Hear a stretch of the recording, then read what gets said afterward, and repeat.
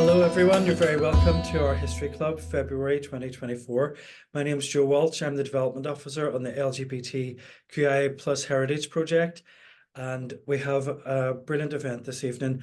We have the fabulous Vince Creelan, and this event is going to be chaired by one of our amazing volunteers, Fintan Warren. So I'm just going to hand it over to you, Fintan, and we'll have time at the end for some questions. Hey folks, just to introduce myself, my name's Fintan. I use he, him pronouns. I'm 26 years old. I studied engineering at university and I'm currently an engineer and I'm volunteering with the History Project. Vince, do you want to give us a brief sort of introduction to yourself and the sort of the main story beats of your life? Sure. My name is Vincent. I'm retired. My last part of my career, I was a police officer. Before that, I was a scientist and administrator. And then I was at university where I studied environmental science. I'm a father and a grandfather. I'm partnered. I have volunteered. I've been retired now for, I guess, 20 years. I've been volunteering for 20 years, principally for nearly 10 years with the Rainbow Project.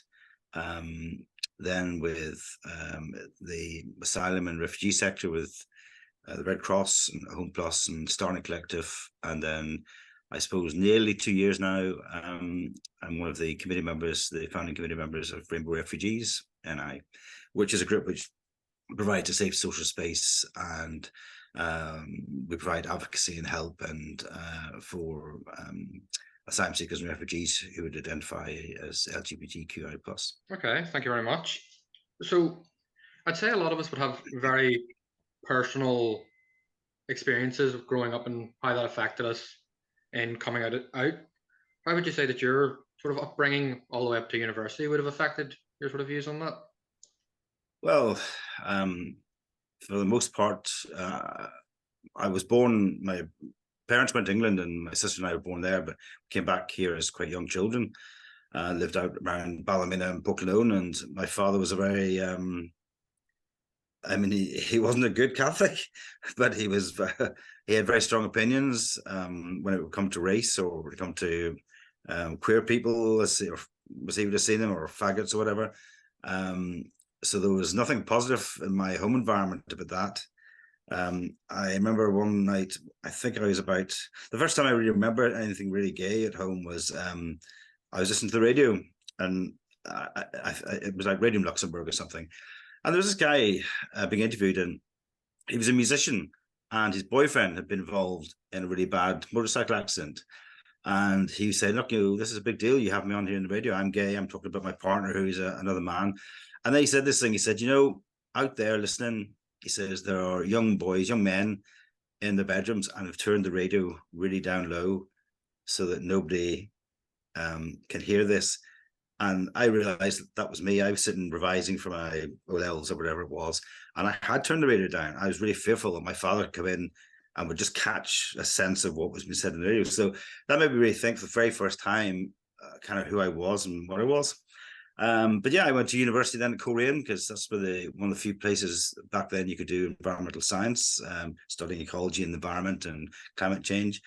And two things there, I suppose. I do remember going to the LGBT, there was a lecture theatre, the LGBT Society, whatever they called themselves, and I just didn't have the courage to walk through that door. And my life could be very different in all sorts of ways if I had gone through the door. But I was also, during that time, I was a welfare officer, and one of the responsibilities I had was to look after those. Turned out there was I guess might have been linked to Carafriend at the time. There was an LGBT phone helpline, and it was a role of the welfare officer to see them once a month and check how things are going and check that they paid their bills and stuff, I guess. And I remember the first time going and quite excited, because I was thinking, okay, these are all going to be gay people. I'm meeting gay people really for the first time, and we're going to get into some kind of conversation, and who knows what's going to happen out of this. And it was a very interesting evening and talking about lots of things. But at one stage, they were talking about gaydar, this sense of who's gay and who isn't gay. And they said, like, for instance, Vince, we just look at you and we just know you're straight. You're just you're a heterosexual man. And like, I was so deflated at that kind of designation, and I didn't challenge it. I just thought, oh, okay. And so that was it. That was my two early experiences that I remember, and they were kind of things were missed opportunities maybe for me to change my life. I have no regrets. I've had a great life. I'm very happy as an out cis gay man now, but I just remember that at the time. And I then left university and I came to Belfast the first time. I got married to a woman at university. I came and I got jobs very quickly, worked in administration, science, and then eventually the police service. My then wife worked in science service as well. And so I find myself now, I have a son who I'm very, very close with. I have a couple of grandkids and one on the way. Again, I'm very, very close to them. So I have it's a privilege and a challenge in that regard to find myself in that situation. And they know, my son has walked in Pride. He's pushed his buggy with our first grandchild in Pride and stuff. So it's a very positive relationship in that regard as well. To sort of come back to meeting people at university and meeting the sort of queer societies, it is an interesting sort of difference between what you would say the past experience and the present. I could say for myself, a lot of how I came to terms with my sexuality would have came from the internet, that there was a lot more well of knowledge out there. Would there have been would you have gone to look at reading, library, that sort of thing? Or I don't quite know what would have been the thing. I kind of sort of imagine sifting through the cards at the I think library. back then, if you were looking for stuff, it would have been adverts in newspapers, or maybe the Gay Times or something like that, or maybe teletext. I think people then. I was at university in 1979 to 1982, and obviously people were meeting. I mean, I remember going as a student officer over to student conferences in England, and the president at the time I was with, who was president of complaining that there were lots of gay people, same-sex people dancing and together and stuff. So obviously there were ways of people meeting, but I was very naive. I was a bit of a late bloomer. None of my immediate friendship circle at university were in any way gay or fluid or whatever. There was nothing there. We knew one couple, two guys actually, who you'd always see. They were studying, I think, English, and you'd always see them sit together in the canteen, phase one, having lunch together. And I remember chatting to them a couple of times, but they were very quiet, very self-deprecating individuals, and I think they were just trying to pass under the radar as such. So even at university, there was really nothing, and there certainly wasn't, as you were at that stage, the internet or anything like that. And when I was at university, I mean, you just didn't have a TV, you didn't bother a TV, and I wasn't buying Gay Times. I wasn't even aware of some of the magazines that you could maybe purchase at that time.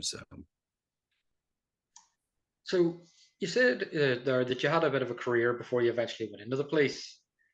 The police are sometimes not always the friendliest in history, the queer community. What sort of motivated you to join the police service? Yeah, I mean, my father would have been very anti-establishment, and particularly anti the police, hated the police. I can remember when we were in England, and that the same here when we were back in Northern Ireland. That was the Troubles then as well. So the police were very proactive in stopping cars and searching. And my family would have been a Catholic family at that stage out at Portano near Blackie, where there was a lot of activity going on. But at school, I did I presume we still do it, the Duke of Edinburgh Awards. There was just a thing, and part of it was the camping. And we found ourselves camping with, been taken by these young police officers. They were doing their mountain leadership courses, and to get that qualification, they needed to take young people camping. So there we were, whatever that was, 12, 13, 14-year-olds away doing our Duke of Edinburgh with them. And for the first time I met these, and they're all guys, and they were just great crack, and they got us drunk, and we were climbing mountains and going kayaking, and we were sailing and doing all sorts of stuff. And for the first time, I just met these individuals, and they were just slightly older men, and I remember thinking then, God, that's maybe the police, it could be a career, and I might have joined the police or tried to join when I was 18 or 19, but my father would have shot me or would have drowned me in a barrel or something, So it was never really a realistic prospect. It was just too much of a hurdle. I wouldn't accept. And also, you're right. It was the Troubles, and there was a lot of violence, and the police were seen as a very kind of semi-paramilitary organization around where I was living, and it wouldn't be unusual to be going across the bridge into Portland to get stopped by the police and or the UDR or whatever, and they would remove your seats out of your car and all this, and leave it on the side of the road, and then just move on to the next car. And my sister was a bit of a tomboy, and she had a moped, and police would have been chasing her around we had a small farm. So there was no, apart from that I had at school, there was no positive relationship. They were seen very much as a, I think, and later on, when I was in the police, realized this. There was like the Catholic community, the Protestant community, and the police. These were very separate entities, and I think the police saw themselves then. They weren't really police. It was no policing in the community. They weren't part of the community. They policed the community, and depending where they were from and what their previous experience was or life experience, that formed their kind of attitude to the people. So if a young Protestant lad or whatever find themselves policing in a nationalist area, for instance, whatever, they might have a bit of an attitude about that, or that happened. And I saw that happening in later years as well. So I ended up going for it because I wanted a complete break, and the only other job I could see as a challenge was policing. And then, as now, I still see policing as a safety net in society and community. It should be that service that guards us and looks after us and is there when things really go wrong, really go bad, and protect society. I know that's not always always the reality or perception back then or even now. I mean, there's still loads of issues. We're very much well aware of that, and not just the PSNI, but police services across the UK. Interesting. So an obvious sort of dark point, or let's say a halting of the advancement of queer rights, was definitely when Section 28 was brought into effect. Was there a fear then, if the sort of attitudes that led to Section 28 coming in had maintained and had more repressive laws come into effect, that maybe you would have had to have yourself become a more repressive force against the queer community? I suppose Section 28 wasn't something that really impacted here in Northern Ireland. It was always something you heard about over in England and Wales. But you're very aware of it because there were lots of protests, and people at Tatchell were very, very much in the news a lot about it. But here, as I became aware of that side of things, particularly maybe when I joined the police service, it became apparent that there was this almost fascination at times within the police about particularly men having sex with men. My very first station, Newry, and even when I returned to it the second time as a ranking officer, there were operations ongoing, principally down in the toilets, maybe in Warren Point or something like that. It was using the legislation that was there. It was all about men committing acts of gross indecency or lewdness in public places. And there was quite a proactive, and this wasn't unusual. Again, this was right across the UK. I mean, we would get officers. I remember joining my section, the first team, who'd come from the Met and stuff, and talked all the time about doing raids in graveyards and different cruising areas where they knew there was activity. And again, I don't know Section 28 impacted that. That was just the police demonizing and focusing on one community. They were an easy hit because if you caught them, very often these people were going to be teachers, solicitors, professional people, as well as everyday Joe Bloggs workers and that. And they're going to be very vulnerable, and it was easy to get kind of confessions out of these people because they would do anything to try and make it go away, kind of thing. And that was often by confessing to whatever it was they've been caught doing. And there were lots of lovers' lanes in areas where I policed, and the police never went after one where it was heterosexual couples making out. It was always places, and there were very few. These were very rarely led by complaints. It was just they became aware of something and they focused on it, and it was driven by individuals. You would have local commanders or maybe the senior commander who just had a thing in their bonnet about gay people and really did focus on it. So the culture across the border, the change of legislation and that whole thing, and how it affected schools and education, that just kind of fed into the kind of motivation that it was the right thing to do.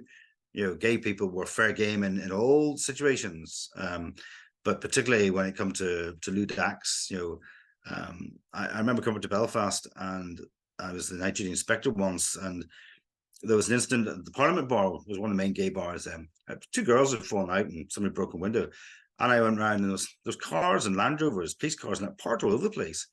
And this was for a minor incident in the bar. And I remember my sergeant was driving me. I said, "Look, I wasn't in Belfast that long. What's going on here?"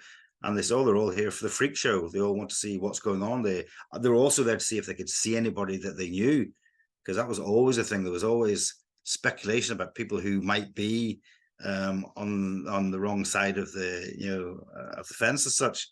And there was for me in the police, there was this fascination. There just seems to be conversations every week at some stage about gay men having sex. And at times I wasn't out at the stage, and I remember thinking many times, like, this is the weirdest thing. I kind of know I'm gay, but I'm not out. I'm hearing all these straight guys very openly talk about gay sex, and there's this fascination with it. And it was very confusing at the time. It's definitely an image, so it is, of the police sort of skulking about in graveyards looking for gay men. But I think it's sort of an interesting topic to go down of, was there ever a time where a police officer himself may have been outed at this, like in this sort of way? There were times, I can think of a couple of times, like for instance, there was times when, so if you're police in, say, Newry, that you quite often stayed in accommodation over in Gough Barracks in Armagh. So you have police officers living there, some of them living there almost semi-permanently. And there was always stories that come out, oh, the night duty sergeant caught two guys in a room shagging and stuff, and this is all a bit of a scandal. I knew one sergeant who was in a station, been there for quite some years as a kind of, he was the staff officer to the commander, and he was gay, but wasn't out as such. But at social events, there would always been this friend who would have gone with him, and he discovered he was going to be outed. He discovered somebody put it out, because things would happen. I remember, as a bit of a joke, finding my in tray in my station, stuff somebody sent off to like a gay magazine or something, or a gay dating site, and you'd pull this out in front of everybody and say, "What the hell is this?" And everybody's seeing and laughing at this. There was always that kind of that humor going on. But this one sergeant, realizing he was going to be outed, actually went to his commander and told him, he said, "Look, I've been your sergeant for 15 years. I'm just letting you know this is going to happen, and I'm letting you know I am gay."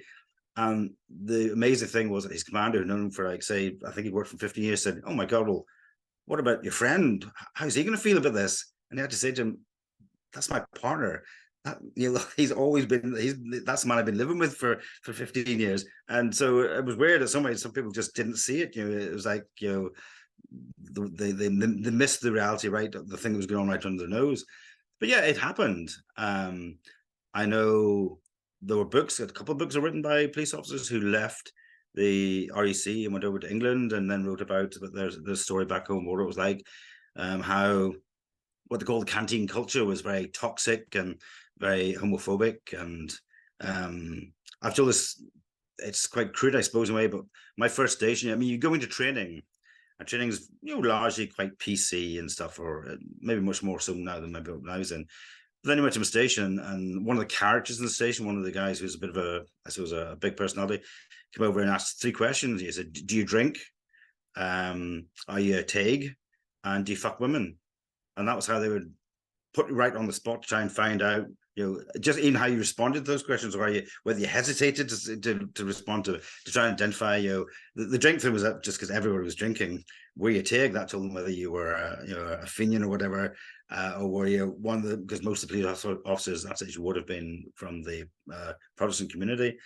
And then, like, do you fuck women? That was just putting you on the spot. Do you have a girlfriend? Do you have a wife? Or if you stumbled, and there'd be some rumor would go around, and because there was always rumor mills. I mean, somebody would come to a station on transfer, and before they arrived, a lot of the station would know why they were coming, why they'd be transferred. They know everything about them. So if they'd fallen foul or done something stupid, or there's a rumor about them of some sort, you always knew this beforehand. So there was kind of a network of information that went out. It was very hard for anything that happened, not for a lot of people to know about it. But it definitely destroyed some people's careers. Mm-hmm. So you've mentioned before in other interviews that you were friends with Darren Bradshaw before he was murdered. How did you two sort of come to meet? Well, I suppose maybe towards the end we were friends. Darren had been a reserve officer, full-time reserve officer, and then applied and became a full-time regular officer, as we would say. So he came into Garnerville Training College, and I was one of the sergeants doing teaching law at the time, and he was in my class, and that's how I met him. That's how I got to know him, about him and his family circumstance. I learned that his brother had been in the army and had been killed and stuff. And then things happened that resulted in him being suspended. So I ended up, I've been teaching him and that one particular class for several weeks. So then when he was suspended, I took on the role of welfare officer. So I then would meet him every week on suspension. And I had lunch with him the day before he was murdered. So then when it did happen, I contacted the police in Musgrave Street, because somebody from by that time, his squad, as we called them, had actually passed out. They were already on the ground. They were working as young probation officers. One of them was in Belfast, and he'd kept contact with Darren, and he heard about this murder and phoned me to say, look, and the moment he said it, I knew who it was. I just instantly know this is going to be Darren that's been murdered. So I ended up going down and identifying his body and then going out to see his family. And and that changed my life, because I ended up coming out. I ended up launching the Gay Police Association within the PSNI a couple of years later. My life has never been the same from that moment. When Darren was killed, you were still a serving member of the police force, and he was very much killed in a location that outed him. What was the sort of reaction amongst the police officers at the time? To Darren's murder and the fact of being a police officer? I would say more to his murder and to where the murder had been carried out. Well, I remember saying to Darren one time, I said, look, if you're killed in this bar, because there was a threat against him, there was a credible threat. I said, what's going to happen?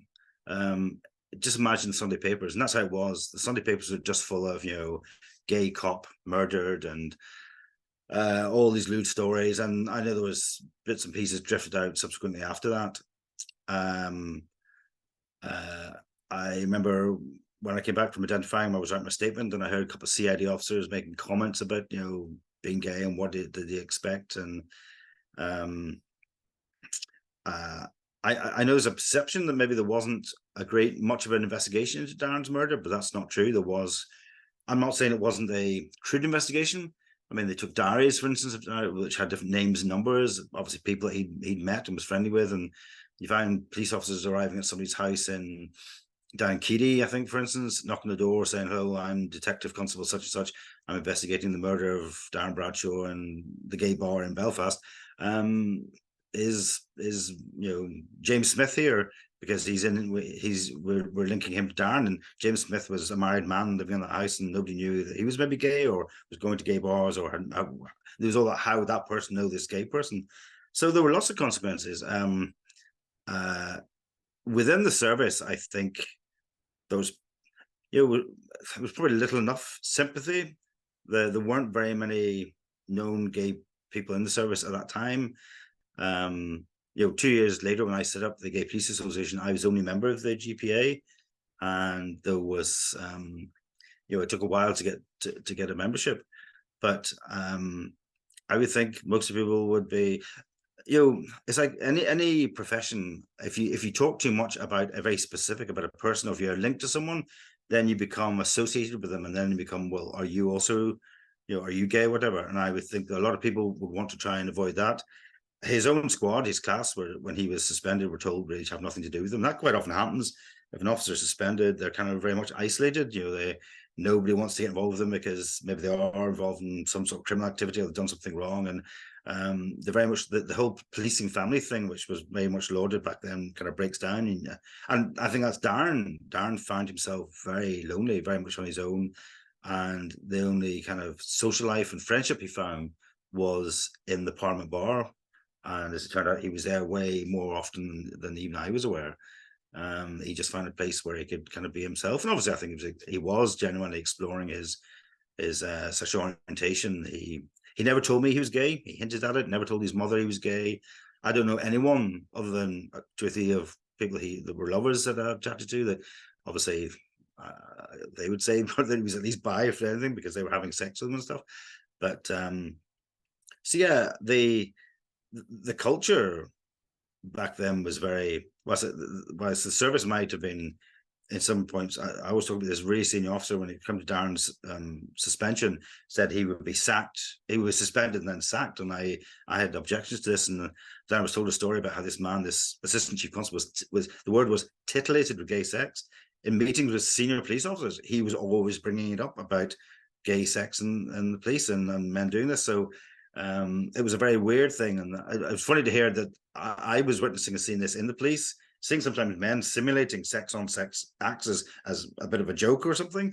But it was the same with the army. I mean, a couple of stations I was in, there were army living in it, and there was always guys coming down and talking about riding each other, or did you want to go and be right? It was just a culture within it. It's that kind of machismo thing that, but I'm sure there was quite a bit of it going on that we just maybe weren't aware of. So after Darren's death, you did go in and you formed the GPA, and after your time in the police, you went into more activism. It's definitely a very impressive sort of list of organizations you've either been a part of or helped set up.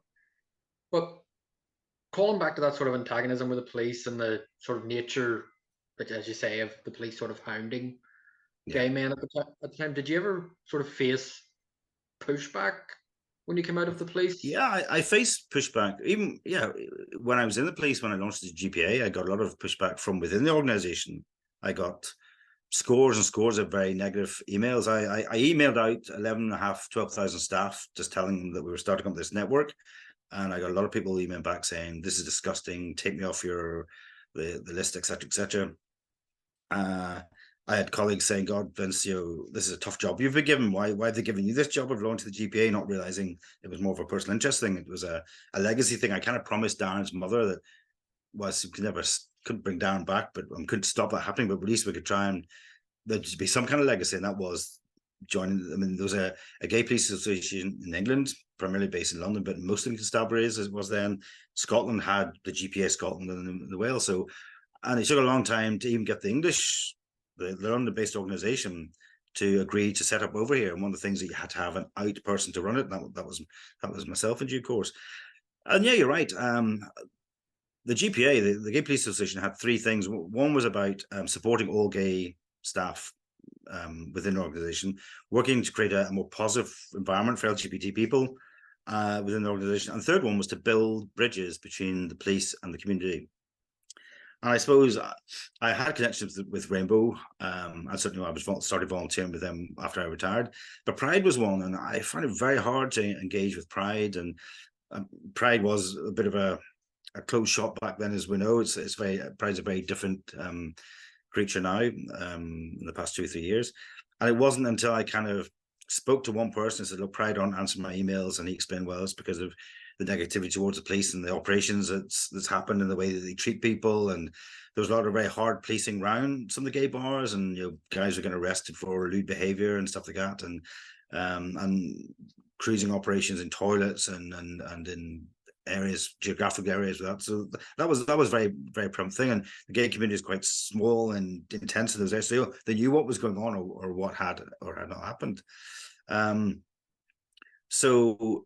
But I finally got a meeting with Pride, and I said, look, this is when the police still had money. I said, look, you know what, the police would like to do something Pride, and I've been told to tell you, doesn't seem a lot of money now, but they want to give you like 3,500. And it's funny, Pride just changed like that. They said, oh, okay, right, yeah, give us the details. And that's how that year, I suppose that was 2006 or something, we ended up having the Pride Village. We had like this legal system umbrella group. We had the probation service, we had the prosecution service, we had the policing board, we had the police, had stalls in the village, and we walked with t-shirts and placards in the Pride Parade, etc. And it was, there was some antagonism towards it, but I think there was a fascination as well about when they realized, there are actually gay men and women in the police service. And I think being able to talk to them in the gay village, that was quite a positive thing. And I always saw that as being something really, really useful. But yeah, I think there's always been a kind of a reticence to involve the police because there was this perception that they were historically had and at that stage were still directing police operations directly against members of the gay community without any real there was no complaints. Where was the victim as such in a lot of this? And also then police, when they were dealing with hate crimes and stuff, they were going to gay domestics, they were going to gay hate crimes, and again how the experience of those people and how the police did or did not support them and signpost them and maybe prosecute how vigorously they try to prosecute people who've been involved in the hate crimes or whatever. That was quite often a negative experience. So it was always going to be an uphill struggle, an uphill battle to convince people that some engagement with the police was inevitable and could be a good thing, because you don't affect change unless you get involved and do something. Well, it's definitely a true thing. You still sort of see some opposition to the police at Pride and sort of within LGBTQIA plus spaces. History has changed a lot over even just the past couple of years. Well, you've seen we had police walking, and we had Garda Síochána as well coming up and walking in Pride. That's changed, and that's not happened last year and won't happen this year. It may not happen for the foreseeable future. And there've been incidents. I think maybe that people are now changing. Do they want the police walking Pride? Much like this thing in Australia where these two young guys have been murdered by a police officer. Is it Queensland Pride or whatever they're from? They've now actually said that they don't want police to be involved in Pride in that part of Australia at this time. So things have turned around in an instant. There have been failings like in Canada and London and I think in Manchester, wasn't it? A series of murders that just weren't investigated because it wasn't seen as being important. It wasn't prioritized. The victims weren't believed, or it was kind of say, oh, well, they're queer, they're gay or whatever. They take drugs, they overdose, they do stupid things. They put themselves at risk. And the police have kind of got away with that for certainly even as recently as 3 or 4 years ago. So I know I was going to come on to is that I feel like, well, I don't say I feel like, I would say that there would be a feeling always sort of there that, especially as there are what we would call the elder queers, the older amongst us who did experience a sort of more repressive police force that are now seeing them in a more positive way, that there could always be another government that comes into force that rolls back many of the laws, as we've seen over in England, particularly with the sort of halting around trans rights, that many sort of things are rolling back there. That 1 year police could be at Pride at Belfast and very happy, and the next year it could be a law has come in and relations break down very rapidly. I don't see the law changing. I think the problem is we haven't had an assembly here long enough, and every time we've had a leap forward actually in civil rights legislation when it comes to the queer community, it's been a time when there hasn't been an assembly. It's been direct rule where we got civil partnerships, and we got the legislation for goods and services that was passed and everything. So, and then legal marriage came in as well. And I think a lot of our politicians, apart from, you go to any rally today or any protest of any sort, you're going to see most of the other political groups there supporting these things, not the DUP and possibly not the Ulster Unionist Party, but the greater bulk of parties do have pro-queer policies. You're right. The sexual orientation strategy hasn't happened. The Bill of Rights never came to fruition, and that collapsed because of the DUP's objection to the LGBT rights in the Bill of Rights. That was 10 years of wasted work because of that. So the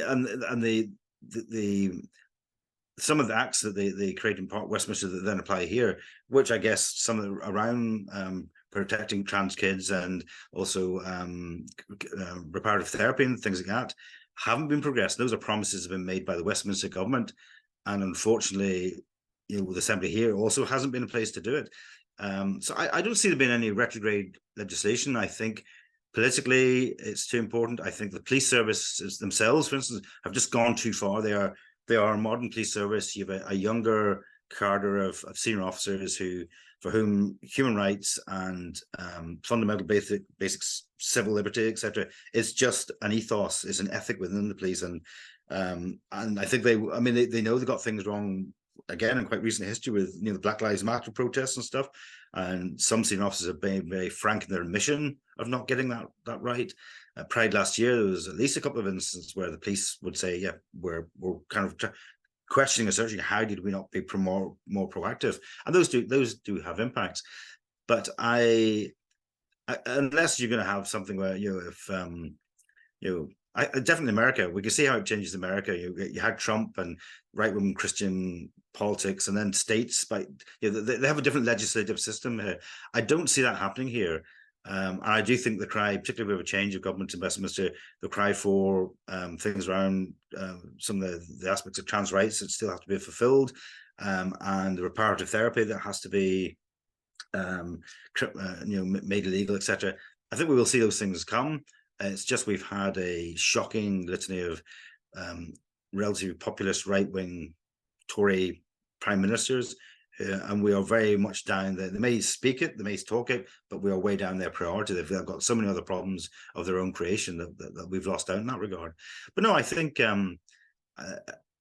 unless we're looking at some dystopian future, which I don't think we are, I think the police service, it's a different one. You have the Metropolitan Police are in special measures because of racism and xenophobia and misogyny.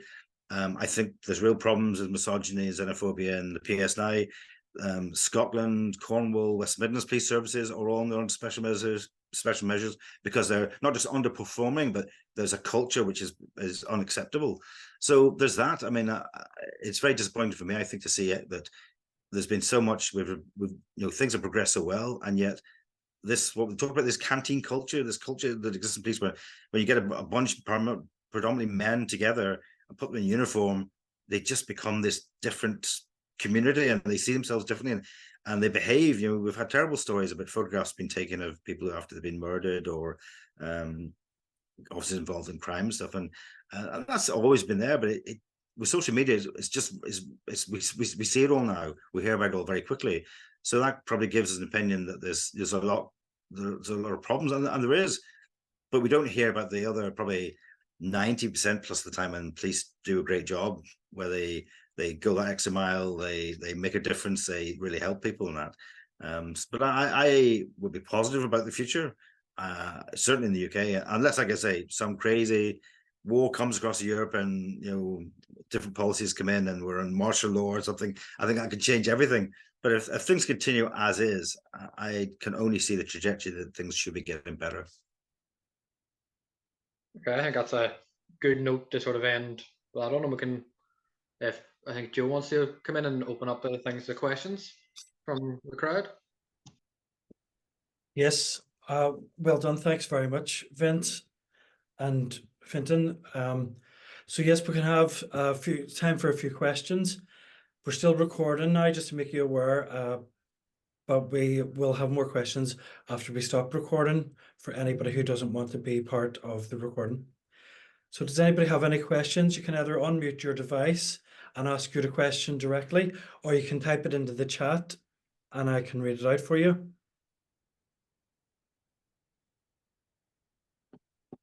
Okay. Well, maybe I have a wee question then, Vince. I think you probably already covered this, but it was just shocking that given everything that was going on at the time, the police still found the time to actively target gay men in toilets and things. And it was just about the motivation for that. Do you think it was just simply because they were easy targets?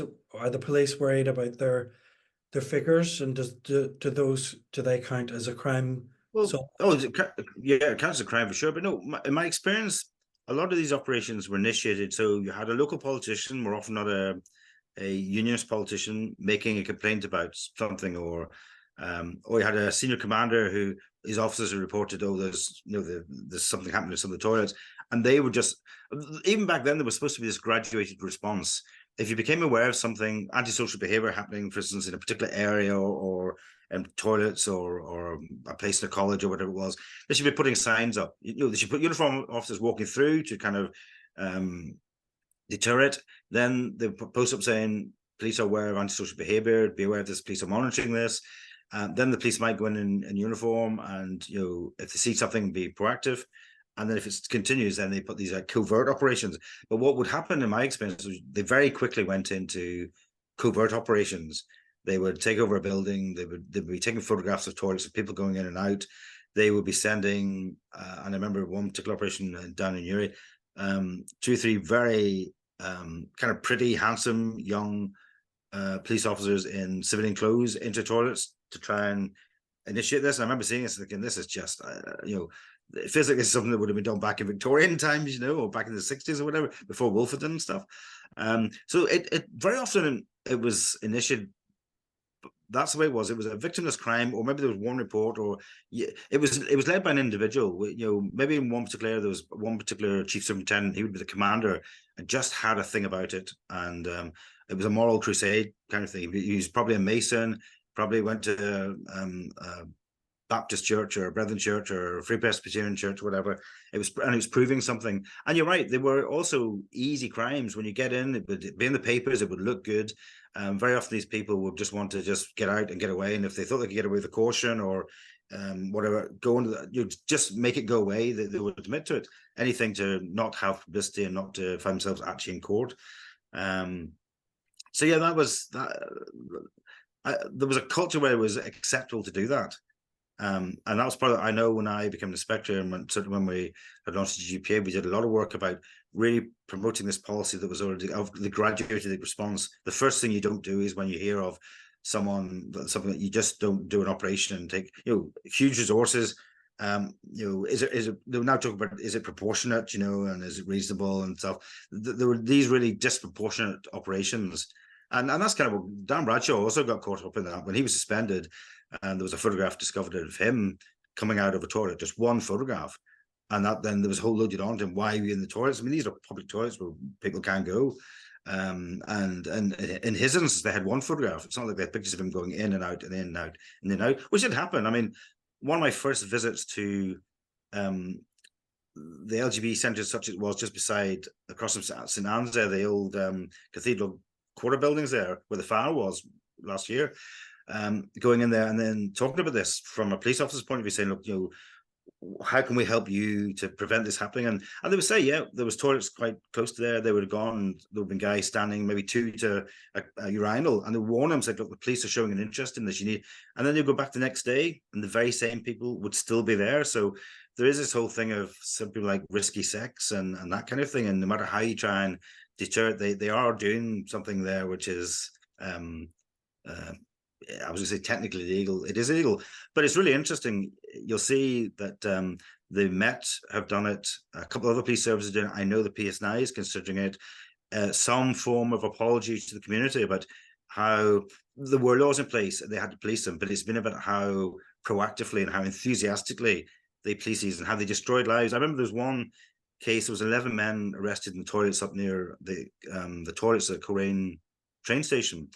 And for some reason, their photographs, their names, addresses were all found and printed in the Creelan Chronicle. Men, the relationship broke down, they lost their jobs. I know at least one of them committed suicide. So the consequences were shocking. Thankfully, that just doesn't happen now, Yeah, thank you, Vince. There is a wee question here. Do you think the police now have a better understanding these days of pride offence, etc., and understanding of our community? And do you think that they have learned from any mistakes from the past? I don't think there's any excuse for them not to. They've been policing pride throughout its history. They had officers walking in pride. There was real engagement between the it's not the GPA anymore, but the LGBTQI network in the police service and command and that. But I have to look at, for instance, Pride last year, and the police haven't really given satisfactory answers still as to why, when a preacher is saying some shocking things about gay people, for instance, saying that gay men want to rape your children, and that was said in front of police officers, and those officers didn't take any action. And there was another incident where a member from a Christian group also was involved in assault on another group, and the police were informed immediately and still didn't do anything about it. Now, those things, they may yet end up in court, those obviously, potentially. So I still think there is a a culture of just not either not getting involved or not being seen to do something because maybe you're associated with it, perhaps. But there's absolutely no excuse for it. The police, through training in Garnville when they go in first, through subsequent probationary training, through force policy, there's been several hate crime relaunches within the police about what the policy is and what you have to do. My own home was attacked 12 times in 2006, no, 2007-8. We took the police to court in 2012. The Rainbow Project did a report called Through Our Eyes, which was about policing in the community as a result of that. And it was about, not saying it couldn't happen again, but the police couldn't have use this excuse of ignorance or incompetence. These are people who are really well trained. Ethics, both internally with the police and with the community, is really, really strongly reinforced them. And the code of ethics and safeguarding everything is something that's pushed again and again. But so there's no excuse for it. They know what they should do. They know what's right. There's enough gay officers, and gay staff within the PSNI, for instance, for people to be aware and be able to have conversations. So when it does go wrong, I still just have to assume that there is a measure of institutional issue there, whether it's institutional homophobia or racism, and I think police, when they're dealing with a lot of the minority, the Section 75 groups, for some reason find it very hard to get it right, and how they treat women. And I always said, if you can't treat internally women well, or a disabled person well, or a gay man or a black woman, then how can we trust you to do any way right by the community that you police outside, and who you quite often meet at a very vulnerable part? You go to a domestic and it's a same-sex couple, and they're relying on the police, maybe rightfully so, taking action. If the police just don't do anything, get it wrong because they're making assumptions, etc., or there's hate crime and they're not responding to that appropriately, that's just a real indictment on the police service. Because in my personal opinion, and I suppose my professional opinion as the police, there's just no excuse for it. There's wriggle room for them to wriggle how they do these things and the paperwork and that, but as for not doing it, and for not investigating it, and for not treating victims appropriately, and for not pursuing crime and not knowing their powers, there's no excuse for it whatsoever. Amazing. Thank you, Vince. And thank you, Fintan. I'm going to stop the recording now.